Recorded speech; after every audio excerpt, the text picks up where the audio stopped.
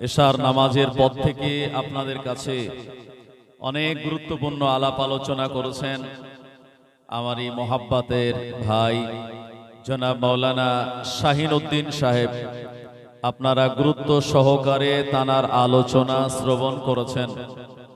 সুন্দর সাজানো গোছানো একটি মজলিস, কিন্তু মানুষজন যতগুলি আসার কথা ছিল হয়তো সবাই এখনো এসে পৌঁছাননি। এখনো যারা রাস্তাঘাটে দোকান বাজারে বাড়িতে অবস্থান করছেন, আমি সবাইকে সবিনয় নিবেদন করে বলবো, এই সুন্দরতম সাজানো গোছানো একটি জান্নাতের বাগানের ঐতিহ্য বজায় রাখার স্বার্থে আপনারা সবাই মজলিসের ভিতরে চলে আসুন। আউযু বিল্লাহি মিনাশ শাইতানির রাজীম। বিসমিল্লাহির রহমানির রহিম।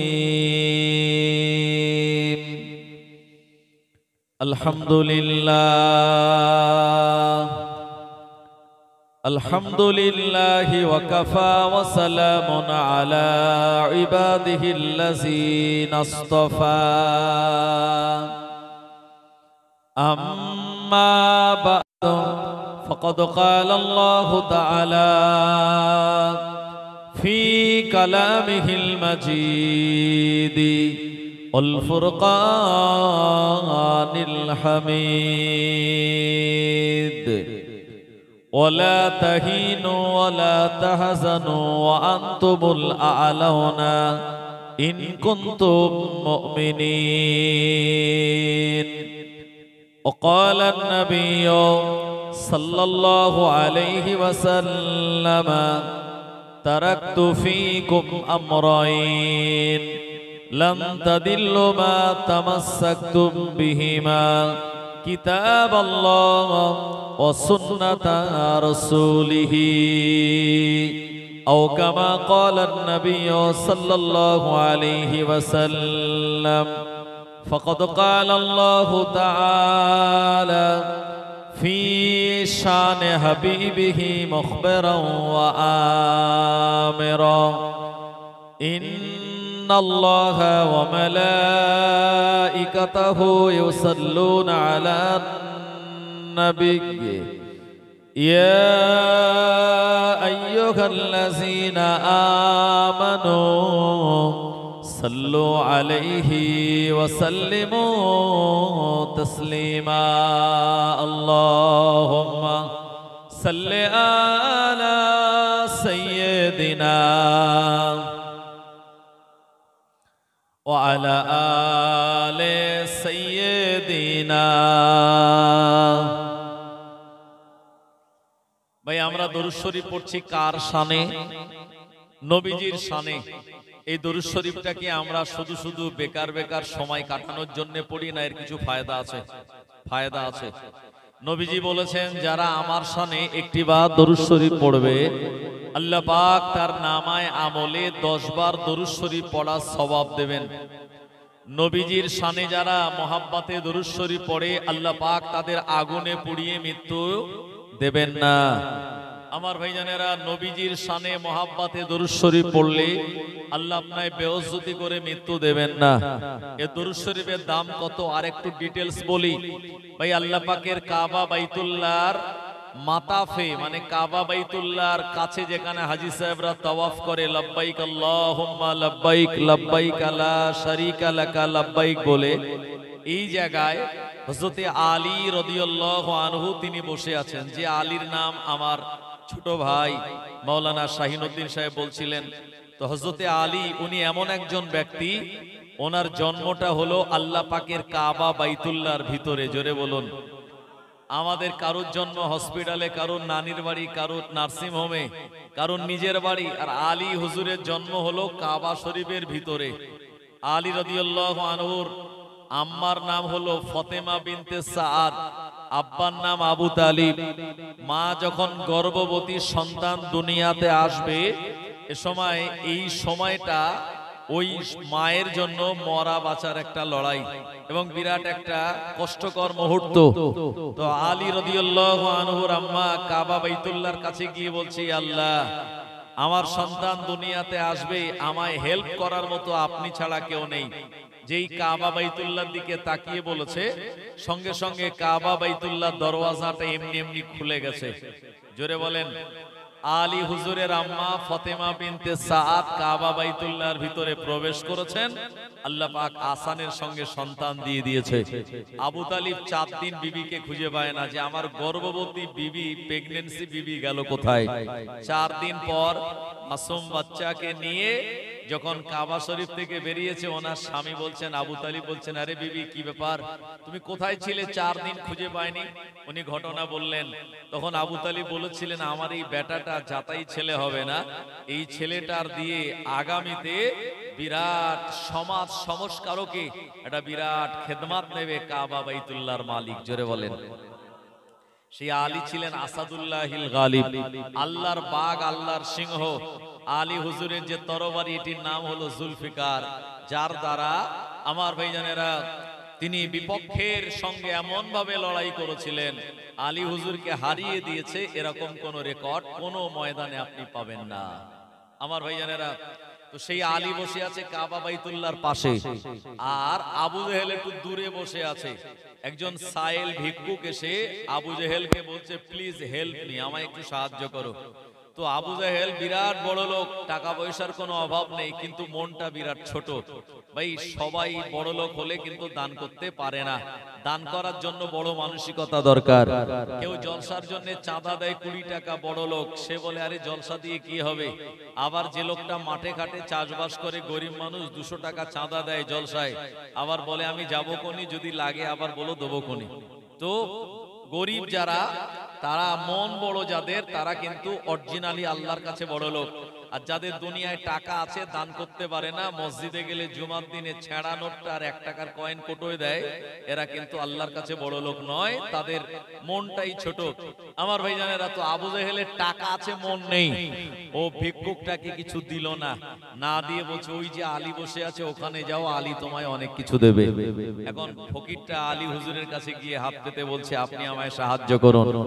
আলী রাদিয়াল্লাহু আনহুর দুবেলা খাওয়া হয় তো একবেলা জোটে না, আবার একবেলা হয় তো দুবেলা হয় না। ফকির যখন হাত পেতেছে, চিন্তা করছে, আল্লাহ যদি ফকিরটাকে ফেরত দেই, বেচারার মনটা খারাপ হয়ে যাবে। উনি ফকিরটাকে বললেন যে এক কাজ করো, আমার দিকে একটু হাত বাড়াও।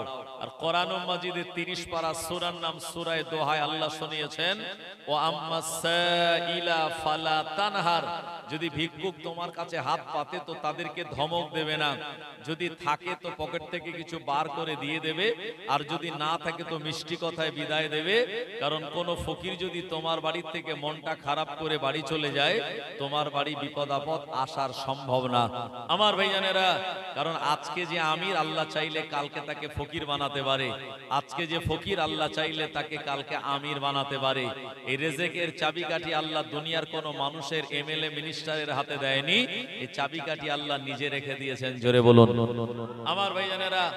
আলী রাদিয়াল্লাহু আনহুর কাছে যখন ফকির হাত পেতেছে, আলী হুজুর বললেন যে এক কাজ করো, একটু হাতটা খোলো। হাত যেই খুলেছে, হযরতে আলী ফকিরের হাতে কি কয়েকবার পরে ফু দিয়েছেন, দিয়ে বলছেন হাতটা মুঠো করো। ফকির যেই হাত মুঠো করেছে, তো বলছে হাতের মধ্যে কিছু এসছে, তো বললো হ্যাঁ এসেছে। বললো, আলী হুজুর বললেন কাউকে দেখানো দরকার নাই, সোজা বাড়ি চলে যাও। রাস্তায় যদি আবু জেহেল জানতে চায়, তাহলে ওকে একটু দেখিও। এখন ফকির হাত মুঠো করে বাড়ি যাচ্ছে। আবু জেহেল বলে, এদিকে আয়। আলী কি দিয়েছে? বলল যা দিয়েছে নিজেও জানিনি। বলল কোথায়? বলল হাতের মুঠোর ভিতরে। হাতের মুঠো খোলো, যেই খুলেছে দেখছে একটা সোনার দলা। জোরে হবে না? আবু জেহেল তো অবাক, আরে আলীর একবেলা খাওয়া হয়, দুবেলা খাওয়া হয় না, এ সোনার টুকরো পেলো কোথায়? আবু জেহেল তাড়াতাড়ি গিয়ে বলছে, আলী আরে সোনা তুমি দিলে কোথা থেকে, পেলে কোথায়? আবু জেহেলের মাথা আর কাজ করে না। হযরতে আলী বলেছিলেন, ফকির যখন হাত পেতেছে, আমি তাকে খালি হাতে ফিরিয়ে দেব, আমার মাইন্ডে লাগলো, তাই আমি আমার আল্লাহর উপরে ভরসা রেখে নবীজির শানে 3 বার দরুদ শরীফ পড়ে ফকিরের হাতে ফু দিয়েছি। যা হয়েছে আল্লাহর পক্ষ থেকে হয়েছে। জোরে বলুন, আর একটু জোরে হবে না? আচ্ছা, আমরা যদি সকালবেলা ফকিরের হাতে ফু দেই, শোনা হবে বলে মনে হয়? সকাল থেকে সন্ধ্যা পর্যন্ত চেষ্টা করলে হবে? হবে না। তার মানে কি এই দরুদ শরীফের দাম কমে গেল? না, আমাদের জবানের দাম কমে গেছে। যে জবানে দরুদ শরীফ পড়ছি এখন, কাল সকালবেলায় এই জবানে আমরা মিথ্যা কথা বলে ফেলবো। যে জবানে দরুদ শরীফ পড়ি এ জবানে মাঝে মাঝে একটু টান টন দিয়ে আমার ভাইজানেরা বিড়ি ধরিয়ে তাই টয়লেটে যায়, নালে ক্লিয়ার হয় না। যে জবানে দরুদ শরীফ পড়ি এ জবানেই আমরা বিভিন্ন কিছু কথা যেটি শরীয়ত সমর্থিত নয় এগুলি করার জন্য দরুদ শরীফ আমরা পড়ে ফকিরের হাতে ফু দিলে কাজ হয় না, আর আলী হুজুর পড়ে ফু দিয়েছেন, কাজ হয়েছেন। মানে তানার জবানের দাম ছিল অনেক পবিত্র এবং অনেক বড়। তাই প্রাণ খুলে নবীর শানে দরুদ শরীফের দাম আগে যা ছিল এখনো তাই আছে। তাই নবীর শানে মহাব্বতে উচ্চ আওয়াজে তেলাওয়াত করুন, আল্লাহুম্মা সাল্লি আলা সাইয়্যিদিনা ওয়া আলা আলি সাইয়্যিদিনা।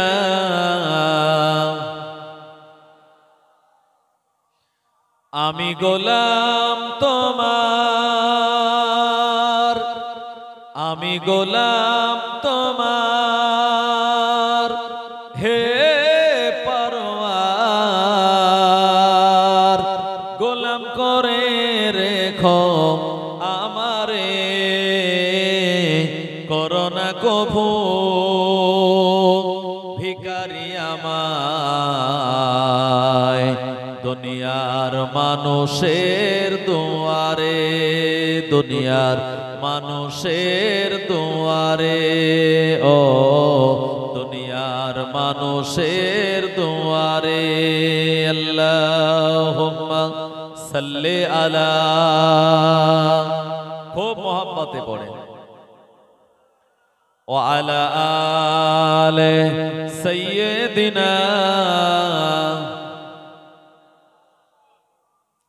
সকালের সূর্যটা ওঠে প্রতিদিন, তবুও পৃথিবীটা হয় না রঙিন। সকালের সূর্যটা ওঠে প্রতিদিন, তবুও পৃথিবীটা হয় না রঙিন। হতাশার কালো মেঘেছে গেছে ঘর, এখানে নেই না কেউ কারো খবর। কারাগার যে দুঃখ যাতনার জিন্দা কবর, কারাগার যে দুঃখ যাতনার জিন্দা কবর। আল্লাহুম্মা, কানে লাগছে, কমিয়ে দিলে আমার অসুবিধা হয়।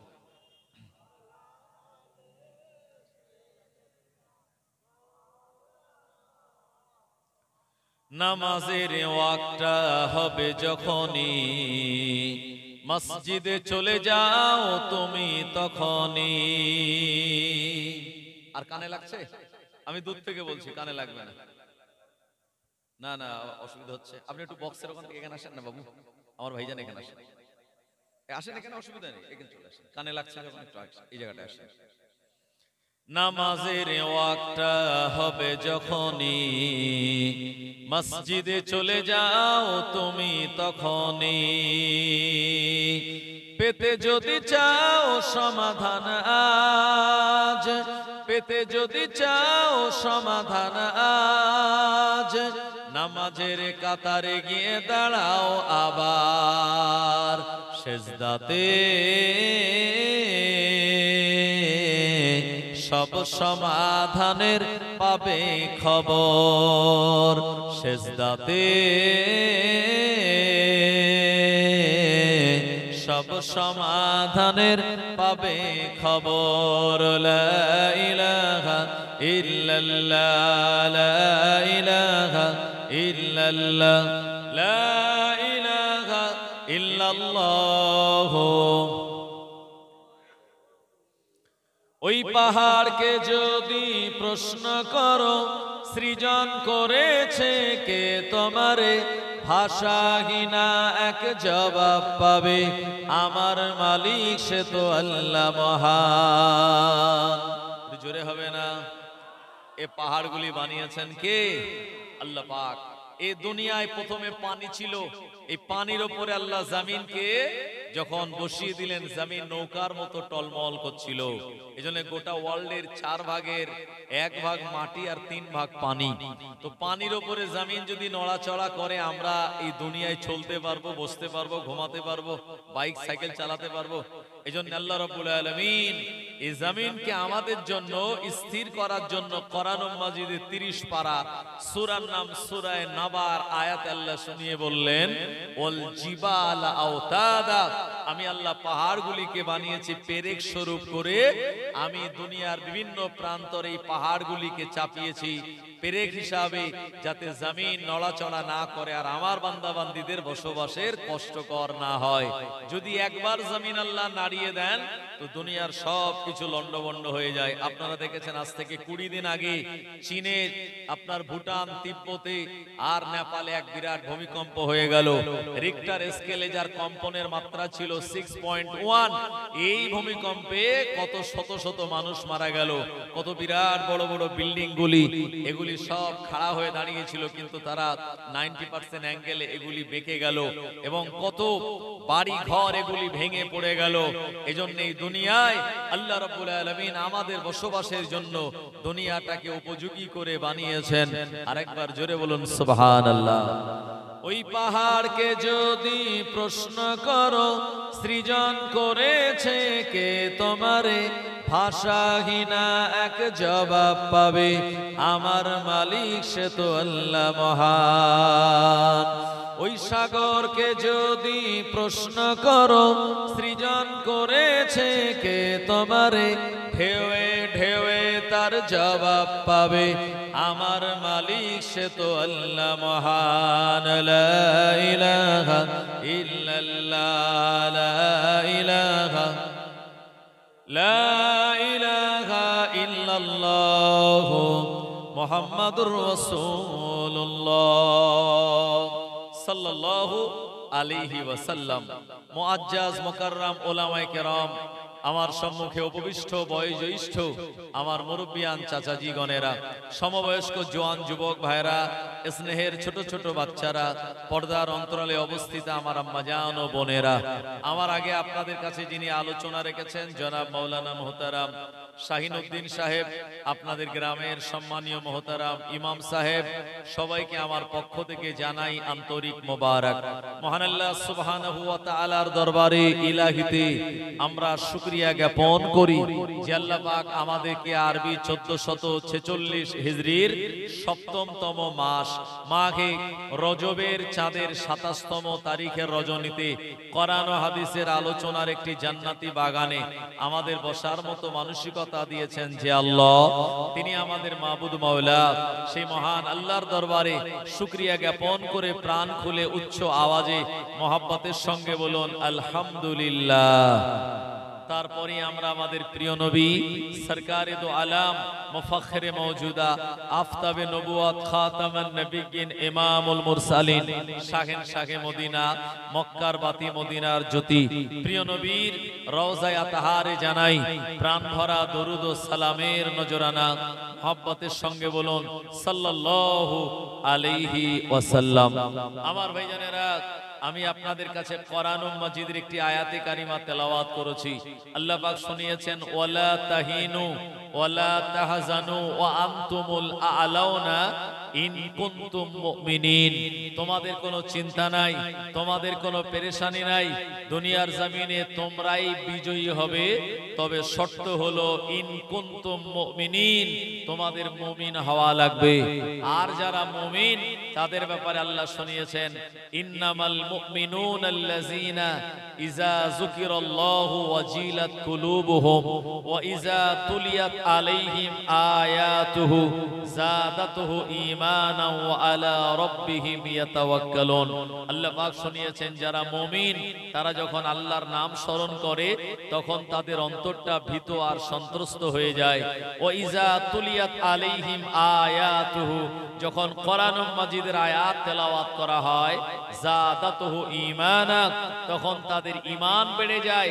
আর মুমিনের আরেকটি আলামত হলো 3 নম্বর, ওয়া আলা রাব্বিহিম ইয়াতাওয়াক্কালুন, সব জায়গায় সদা সর্বদা আল্লাহ রাব্বুল আলামিনের উপরই তারা ভরসা করে। আল্লাহ বলেন ওয়াবাশশিরিল মুমিনিন, তারাই তো আল্লাহর মুমিন বান্দা। জোরে বলেন সুবহানাল্লাহ। কোরআন মাজিদে আমার আল্লাহ 114টা সূরা দিয়েছেন। এই 114টা সূরার ভিতরে 86টা সূরা মক্কাতুল মুকাররমায় অবতীর্ণ হয়েছিল, আর 28টি সূরা মদিনাতুল মুনাওয়ারায় এটি অবতীর্ণ হয়েছে।